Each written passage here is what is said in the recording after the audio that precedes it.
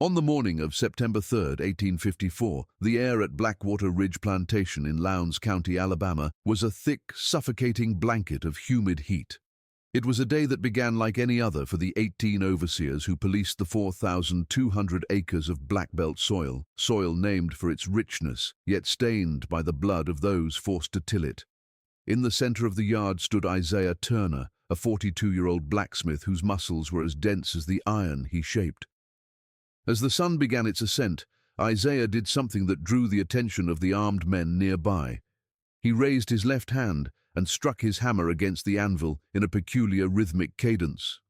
3 beats, a measured pause, 2 beats, another pause, and 3 final strikes.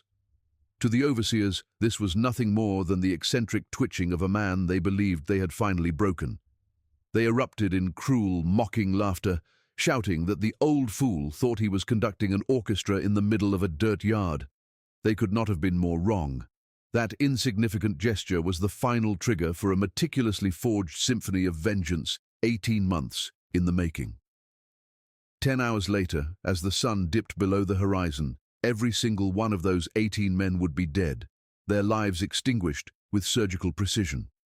They laughed because they saw an obedient slave. Isaiah struck the anvil because he was initiating a massacre that would turn the name Blackwater Ridge into a graveyard and his own name into a whisper of hope that would haunt the South for decades. To understand how a single man could orchestrate the systematic elimination of 18 armed oppressors, one must look back to 1852, the year Isaiah Turner was first brought to this Alabamian hellscape. Isaiah was a man of the forge, a third-generation blacksmith who understood that iron, like the human soul, remembers every strike it takes. He was purchased in Montgomery for $1,200, a premium price for a man of his skill and physical stature. However, the true cost of that transaction was paid in human spirit. The auction block did not just sell Isaiah, it severed him from his wife, Miriam, and their 8-year-old daughter, Grace. As Isaiah was led away toward the Blackwood estate, he was forced to watch a separate wagon carry his family toward the horizon of Mississippi. He listened to Miriam's screams until they were swallowed by the distance, and he watched his daughter's small hand reach back for him until she was nothing more than a speck of dust against the setting sun. He did not cry. In the brutal mathematics of the Deep South, tears were a liability that invited the lash. Instead, something fundamental inside him crystallized. His face became a mask of stone, his eyes twin pools of dry, cold determination. He allowed the world to believe he was defeated, while deep within the furnace of his mind, he began to calculate the weight of the debt owed to him, a debt that could only be settled in the currency of blood and iron. The world Isaiah entered at Blackwater Ridge was a kingdom of paranoia and steel, ruled by Jeremiah Blackwood, a man who viewed human beings as mere currency to be spent. In 1852, the American South was a powder keg. Though Nat Turner's rebellion was 2 decades in the past, the nightmares of slave uprisings still kept white plantation owners awake, clutching their pistols in the dark. Alabama had responded to this fear by tightening the noose of its slave codes. No gatherings of more than 5 souls were permitted without white supervision. The death penalty was mandated for any person of color who struck a white man, and the simple act of learning to read was met with systematic whipping.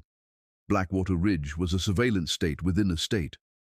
While most plantations employed 1 overseer for every 30 or 40 workers, Blackwood's paranoia led him to hire 1 for every 16. This meant that the 300 enslaved people were never truly alone. Every movement was tracked, every whisper was monitored, and every moment of rest was a stolen luxury.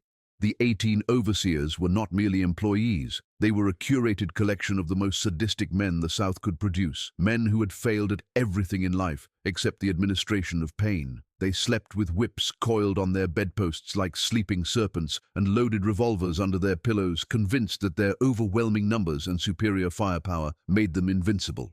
Isaiah was assigned to the plantation's forge, working under the direct supervision of Monroe Black.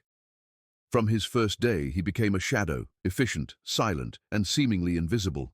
He spent his days repairing the very tools of the workers' oppression, the hoes that bit into the dirt, the plows that turned the soil, and the shackles that bound the rebellious.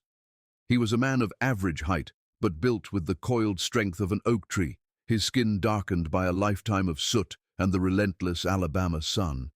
His massive hands were a map of his history, covered in the scars of 1,000 burns and calloused so thickly that he could momentarily handle glowing metal with his bare fingers. He rarely spoke, and when he did, it was only in the clipped, submissive tones required of him. He became a fixture of the plantation, as dependable as the rising sun, and seemingly as harmless as the anvil he worked upon. He watched the cycles of the plantation with the eye of a predator disguised as prey. He noted the 4:30 a.m. bell, the meager rations of cornmeal and fatback, and the way the overseers moved in predictable patterns. He saw the cruelty inflicted on others. The children worked until their fingers bled, the elders beaten for slowing down, and he filed each instance away. He was waiting for a sign, for a moment where the iron was hot enough to be shaped. He was enduring the unendurable, fueled by the fading hope that he might one day see the small hand of his daughter again. Blackwater Ridge was more than a plantation. It was a meticulously designed machine of human extraction, sprawling across 4,200 acres of Alabama's fertile but unforgiving landscape. To the 300 souls trapped within its boundaries, the geography of the land was a map of misery. To the north lay the endless cotton fields, to the east the stagnant creeks where the bloodhounds were trained, and at the center stood the big house, a white-columned monument to the wealth generated by stolen lives. However, the true architecture of the plantation was found in its 18 overseers. This was an unusually high number of guards, a testament to Jeremiah Blackwood's deep-seated paranoia. He didn't just want profit, he wanted total psychological and physical submission. He created a surveillance state where privacy was a memory and resistance seemed a mathematical impossibility.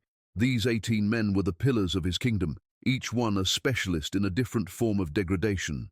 They were not merely guards, they were the authors of a living nightmare, and Isaiah Turner spent his first 2 years at the forge memorizing the cadence of their footsteps and the specific pitch of their cruelty, transforming his mind into a ledger of every sin they committed against his people. At the apex of this hierarchy of horror was Silas Crenshaw, the head overseer.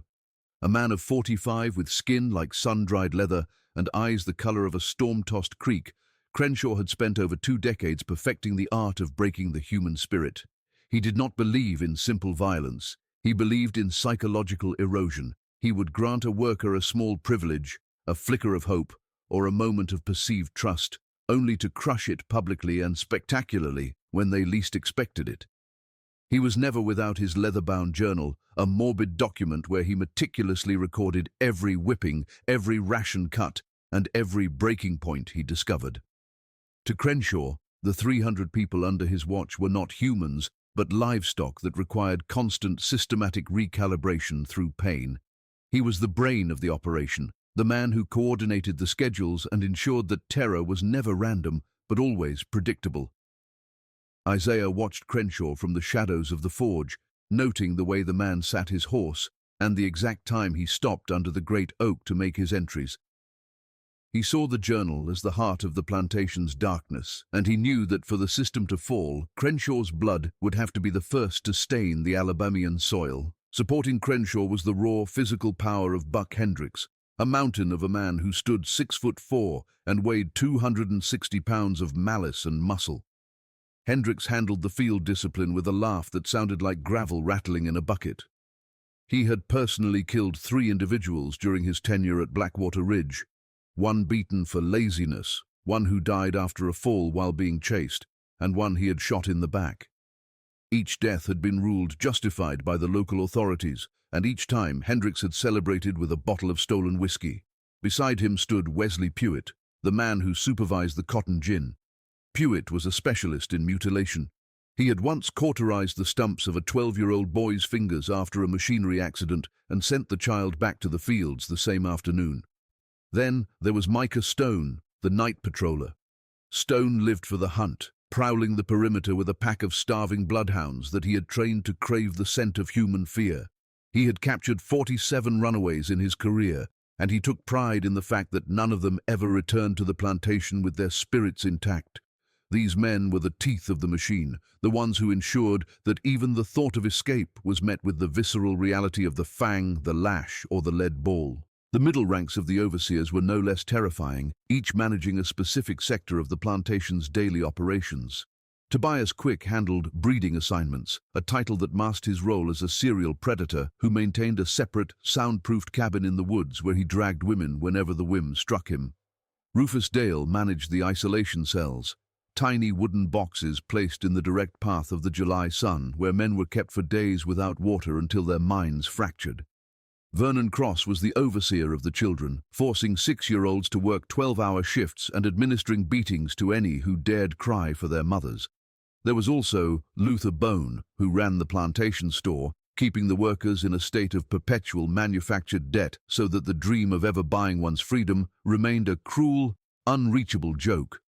Garrett Mills managed the stables and harbored a particular hatred for the elderly, believing that anyone too old to work was a useless mouth that deserved only the harshest treatment. These men ensured that every stage of life, from the innocence of childhood to the fragility of old age, was touched by the hand of oppression, creating a world where the only constant was the certainty of suffering at the hands of those who held the keys. The final tier of the 18 were the specialists, and the younger men eager to prove their worth through sadistic excess. Harold Finch played the role of the plantation doctor, though he possessed no medical training. His cures were often more lethal than the illnesses they were meant to treat, designed to punish those he believed were faking sickness. Jasper Lane and Owen Marsh were the prowlers of the quarters, men who moved through the cabins at midnight with shotguns, ensuring that even in sleep, the enslaved lived in a state of hyper-vigilance. Clayton Morse was the inventor of the cross, a torture device where individuals were tied spread-eagle between posts until they succumbed to heat stroke. Edmund Voss weaponized religion, forcing the community to attend services where he used the Bible to justify their bondage, whipping anyone who nodded off during his sermons. Together, these 18 men formed an impenetrable wall of surveillance and violence. They were convinced of their own invincibility, protected by the law, their weapons, and their overwhelming numbers. What they did not see was the blacksmith in the center of their yard, a man who was no longer just a worker, but a student of their routines. Isaiah Turner was not just fixing tools. He was measuring the height of the pillars of hell, preparing for the day he would bring the entire temple down upon their heads. By February of 1854, Isaiah Turner had existed within the borders of Blackwater Ridge for 2 grueling years. He had become a master of the mask, a man who moved with the rhythmic, mechanical precision of the machines he maintained. He had endured the heat, the hunger, and the constant threat of the lash by clinging to a single fragile thread of hope, the belief that somewhere under the same Alabama sky, Miriam and Grace were still alive. He lived for the whispered news brought by runaway captures or traveling preachers, searching for any trace of a woman with a certain gait or a girl with a certain smile. Hope, in the context of the Deep South, was a dangerous medicine. It kept a man alive, but it also kept him soft, vulnerable to the eventual strike of reality. On a day that began with a deceptive, biting winter chill, that hope was brought into the yard of Blackwater Ridge in the form of a slave coffle. Angus McCullum, a trader known for his efficiency and lack of conscience, arrived with 30 newly purchased souls from a Virginia estate sale.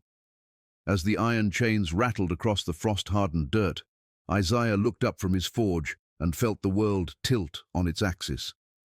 Among the hollow-eyed travelers was a woman whose face was etched into his very soul.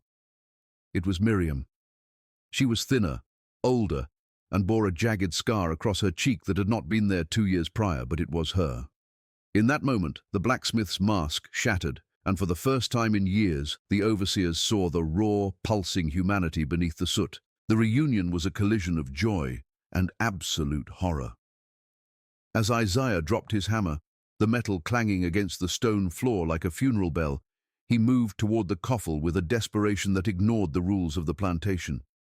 Miriam's eyes met his, and the recognition was instantaneous, a flash of light in a dark room. They were separated by only a few yards of dirt and 2 years of agony, yet they were bound by chains, both physical and systemic. Miriam, he gasped, the name catching in a throat constricted by 2 years of silence. She reached out, her fingers straining against the cold iron of her shackles, her voice a broken whisper of his name. But the moment of grace was brutally interrupted by the shadow of Silas Crenshaw, The head overseer rode his horse between them, the animal's flank pushing Isaiah back toward the forge. Crenshaw looked down from his saddle, his face twisted into a grin that was far more terrifying than his scowl. He saw not a husband and wife reunited, but an opportunity for a specific, refined kind of cruelty. He learned quickly from the trader that Miriam had come from a plantation that had folded in Mississippi, and that she was a prime worker. However, when Isaiah asked the question that had been burning in his chest, the whereabouts of their daughter Grace, the answer was a blade to the heart. Grace had been sold months prior to a plantation in Louisiana. The family was not just broken, it was scattered like ash in a gale. Desperation is a powerful hallucinogen. It made Isaiah believe, for one final fleeting moment, that there was a price he could pay to keep his wife by his side. He fell to his knees before Crenshaw, the dirt of the yard staining his trousers, and begged for a mercy that did not exist in the overseer's vocabulary. He offered extra work, double shifts, and even the promise of his own life in exchange for Miriam's presence on Blackwater Ridge. Crenshaw, sensing the ultimate entertainment, decided to play with his food. He told Isaiah that if he truly wanted to stay with his property, he would have to prove he was nothing more than property himself. The overseers gathered in a semicircle, their hands on their hips, their laughter bubbling up like swamp gas. Crenshaw commanded Isaiah to bark like a dog. Time seemed to stop. The 300 souls watching from the fields and cabins froze in a collective holding of breath. Isaiah looked at Miriam, who was shaking her head in a silent plea for him to stop. But the prospect of losing her again was too much to bear. So Isaiah Turner, a man of dignity and craft, dropped to all fours. He barked, he rolled in the dirt. He debased himself until his throat was raw, and his dignity was a heap of rags at his feet, all while the 18 men roared with a laughter that echoed off the white columns of the big house. He did it for Miriam, believing that through total humiliation, he might buy a scrap of shared life. The true cruelty of the system was revealed not in the humiliation itself, but in the betrayal that followed. Once Isaiah was covered in the dust of the yard, his spirit laid bare for their amusement. Crenshaw wiped tears of laughter from his eyes and signaled for McCullum to move the coffle out. He had never intended to buy Miriam. He had orchestrated the entire performance simply because he could, because the sight of a strong man breaking was the highest form of currency he possessed. As the chains began to rattle again, Miriam was pulled away, her screams for Isaiah cut short by the crack of Buck Hendricks's whip across her shoulders. Isaiah tried to rise, to run after her, but he was held back by the massive hands of Monroe Black, forced to watch as his wife disappeared down the dusty road for the second time in his life. As the wagon became a speck on the horizon, something inside Isaiah did not just break, it was forged. The man who had entered the yard that morning, the man who hoped, who prayed, and who believed in a God of mercy, was dead. In his place stood a hollowed-out vessel of cold, calculated intent. He realized that the language of the master was not words, not prayers, and certainly not pleas. The only language they spoke was power, and the only currency they respected was blood. He stood up from the dirt, his eyes no longer dry but burning with a light that made even Monroe Black take a step back in sudden, inexplicable fear. That evening, Isaiah did not return to his cabin to mourn. He returned to the forge. He picked up his hammer, and as he struck the iron, the sound was different, sharper, more deliberate. He was no longer just a blacksmith, he was an insurrectionist in the making. He looked at the 18 men who had laughed at his debasement, and he began to see them not as masters, but as materials. He assessed their routines with the clinical eye of a craftsman examining a flawed piece of metal. He knew that for 18 months he would have to be the most obedient, invisible, and broken man they had ever seen. He would have to swallow his rage until it became a dense, heavy weight in his chest, a fuel for the fire he was about to build. He made a vow to the empty air of the forge. He would kill them all. He would not stop until the 18 men who had stolen his life were erased from the earth. He would wait for the iron to get white hot, and when the moment came, he would strike with such force that the world would never forget the name Isaiah Turner. The symphony was beginning, and though the first movement was a dirge of humiliation, the finale would be written in the dark, crimson ink of vengeance. He was no longer a man, he was a weapon, and the countdown to September 3rd had officially begun. For the next 18 months, Isaiah Turner lived a double life that required the discipline of a saint and the coldness of an assassin. To the 18 overseers of Blackwater Ridge, he was the model of a broken man, a silent, industrious tool who never looked them in the eye and never offered a word of dissent. He became so invisible in his obedience that they began to discuss their routines and vulnerabilities in his presence, treating him as no more significant than the anvil he worked upon. But behind his hollow gaze, Isaiah was conducting a masterclass in strategic surveillance. He studied each man as a craftsman studies the grain of wood or the impurities in ore. He mapped the exact cadence of Silas Crenshaw's morning rides, the precise moment Buck Hendricks succumbed to a food coma in his cabin, and the specific path Micah Stone took through the ravine with his hounds. He wasn't just looking for habits, he was looking for the structural weaknesses in their lives. He noted which doors were left unbolted, which weapons were set aside during a meal, and which trails were isolated enough to swallow a scream. He transformed his mind into a high-resolution ledger of death, calculating the exact number of seconds it would take to bridge the gap between a shadow and a throat. The physical preparation required a level of ingenuity that bordered on the miraculous. Isaiah knew he could not forge traditional weapons in the main forge without alerting Monroe Black, so he established a sanctuary of steel in an abandoned, overgrown root cellar at the edge of the property. For a year and a half, he became a ghost of the night. He would wait for the plantation to fall into its uneasy sleep, then slip away to his hidden forge. He gathered scrap metal from the waste piles, broken plowshares, rusted hinges, and discarded nails, carrying them to his cellar in the folds of his clothing. By the light of a smothered charcoal fire, he shaped the tools of his vengeance.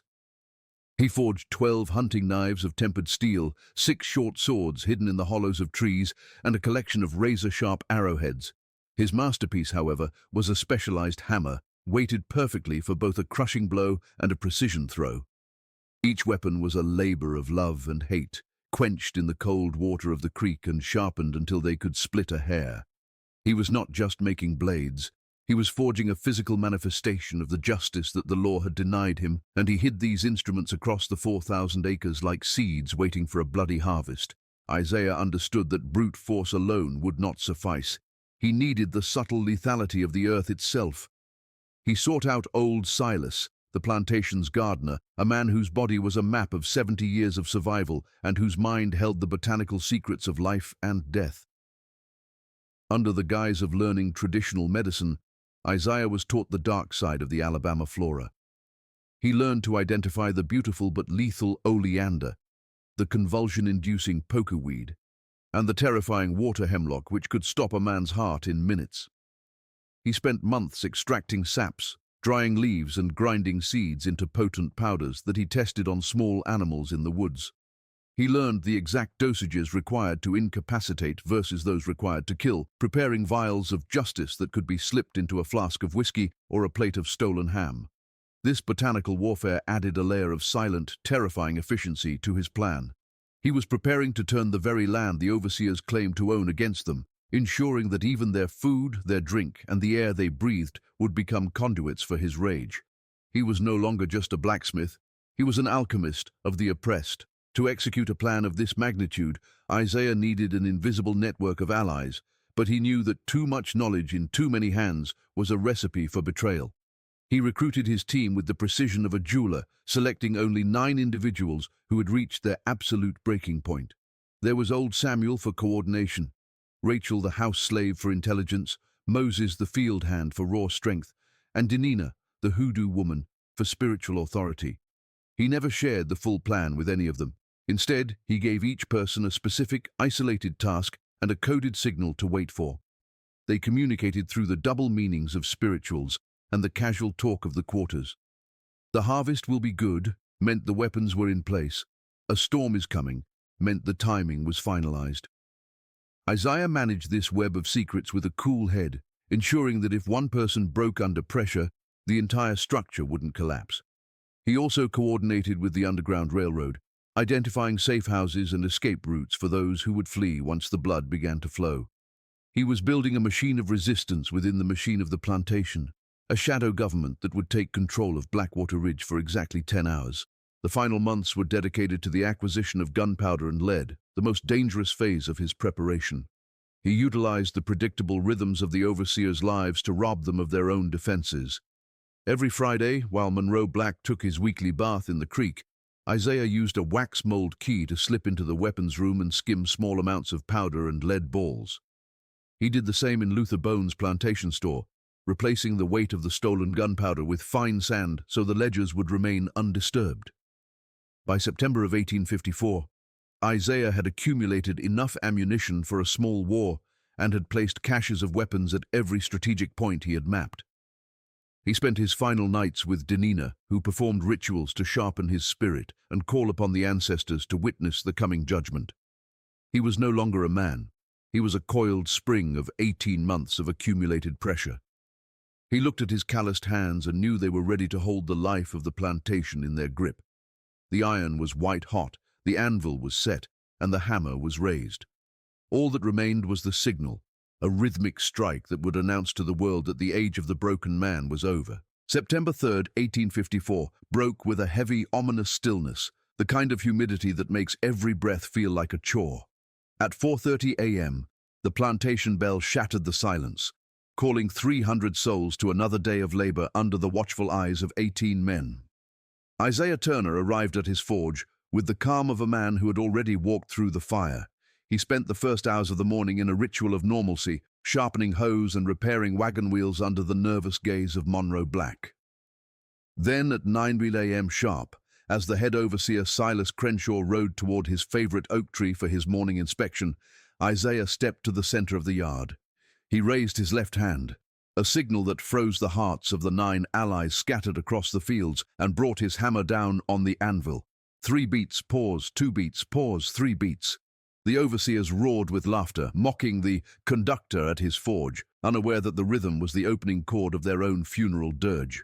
Within minutes, Isaiah had vanished into the tree line, his specialized hammer in hand, and 18 months of stored vengeance coursing through his veins like liquid iron. The first movement of the massacre was a masterclass in surgical precision. Isaiah reached the oak tree just as Silas Crenshaw opened his leather-bound journal of horrors. The hammer strike was silent and absolute, caving in Crenshaw's skull before he could reach for his pistol. The journal that had documented so much pain was now stained with the ink of its author's blood. Isaiah did not linger. He moved to the cabin of Buck Hendricks, the plantation's brute, who was gorging himself on stolen ham. A single shot through the window from Crenshaw's own pistol ended the man's life mid-meal. By noon, the hunt moved to the ravine, where Micah Stone and his hounds were silenced by a razor-sharp arrow through the throat. 3 pillars of the surveillance state had fallen before the alarm was even raised. As confusion began to ripple through the fields, Isaiah's allies began their own silent work, positioning weapons and cutting off escape routes. The air at Blackwater Ridge was no longer filled with the sounds of work, but with the scent of ozone and the mounting electricity of a world about to turn upside down. As the afternoon sun reached its zenith, the plantation descended into a guerrilla war that the overseers were fundamentally unprepared to fight. Isaiah moved through the slave quarters like a shadow, taking out 5 more men, Cross, Dale, Morse, Voss, and Mills, in the very cabins they had terrorized for years. He used the geography he had memorized to perfection, turning every corner into an ambush and every door into a trap. The remaining overseers, now numbering only 10, retreated toward the big house and the cotton gin, their arrogance replaced by a frantic, wide-eyed terror. They were no longer the masters. They were the prey. Isaiah utilized the 10 pounds of stolen gunpowder he had cached, detonating the cotton gin in a spectacular explosion that sent flames 100 feet into the air. The inferno acted as a lethal lure, drawing the guards out into the open. From a sniper's position in the trees, Isaiah picked them off as they ran to save their master's wealth, Monroe Black, Luther Bone, and the others falling in the dust. Every shot was a declaration, every body was a message to the system that had tried to erase his humanity. The final hour of the massacre was reserved for the most personal of deaths. By late afternoon, 17 men were dead, and only Tobias Quick remained. Isaiah tracked the rapist to his hidden cabin in the woods, where he found the man attempting to indulge in his cruelty, even as his world collapsed. Isaiah did not use a gun or a sword for this final execution. He used his bare, calloused blacksmith hands, breaking the man methodically in front of the very girl he had been tormenting. It was not a quick death. It was a reckoning. When the sun finally set over Blackwater Ridge, the silence that followed was more profound than any noise the plantation had ever known. 18 overseers were gone, their surveillance state dismantled in a single 10-hour symphony of blood. Isaiah stood in the center of the yard, covered in the soot of the gin fire and the blood of his oppressors, and told his people to run. He had given them the window they needed to reach the Underground Railroad, while he remained behind at the forge, a sentinel of the justice he had forged from the ruins of his life. The aftermath was a whirlwind of statewide panic and military response. Within 48 hours, 500 militiamen and armed locals descended upon the plantation, expecting a massive army of rebels. Instead, they found a single man sitting calmly at an anvil. Isaiah Turner did not resist. He gave his confession with the cold clarity of a judge reading a sentence. He was taken to Montgomery, where he was subjected to a trial that was a mere formality for an all-white jury. Yet, even in his cell, Isaiah won a final victory. A reporter from the North carried his story to the world, and a Quaker woman brought him the news he had waited a lifetime to hear. Grace had been located in Louisiana and was being moved toward freedom. When Isaiah was led to the gallows on September 20th, 1854, he did not walk as a criminal, but as a man who had already achieved his purpose. His final words, "You reap what you sow," were a prophecy that would haunt the South for generations, a warning that the blacksmith of Blackwater was not an anomaly, but a symptom of a fever that could only be cured by the total abolition of the system. The legacy of Isaiah Turner did not end with the snap of the rope.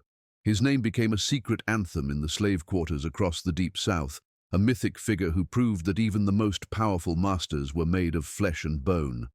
Grace Turner eventually reached Canada, where she lived to see the Emancipation Proclamation, carrying her father's story like a sacred flame. Blackwater Ridge itself never recovered.